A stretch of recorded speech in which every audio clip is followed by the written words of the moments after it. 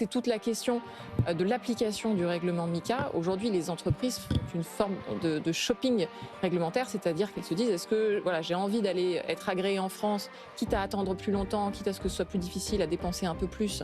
mais l'agrément aura plus de, entre guillemets, mais quel poids finalement en termes de communication, ou alors voilà, tout simplement d'aller chercher un agrément dans n'importe quel pays, l'objectif étant que ce soit plus facile.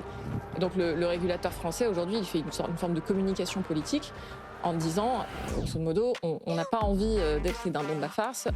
et on ne veut pas que des entreprises qui ont été agréées plus facilement ailleurs en Europe puissent onboarder, par exemple, des citoyens français et proposer leurs services en France, alors que nous, ce qu'on veut, c'est protéger les investisseurs français. Oui, c'est une forme de concurrence déloyale, là, en quelque sorte. Tout à fait, et c'est une question sur laquelle j'ai beaucoup réfléchi, j'avais un peu de mal parce que je suis pas d'accord avec moi-même sur beaucoup de choses, parce qu'il y a à la fois l'entrepreneur et il y a à la fois le point de vue externe. L'entrepreneur, il dit que c'est pas du tout quelques pays dont on a le doute, hein, c'est l'Estonie, c'est Chypre et c'est Malte, et il trouve ça totalement juste que l'AMF tape du poing sur la table, parce qu'à partir du moment où des entrepreneurs français prennent ce chemin de croix d'aller se réguler, qui est très complexe, qui est très long, qui est très coûteux, qui demande des ressources qui sont colossales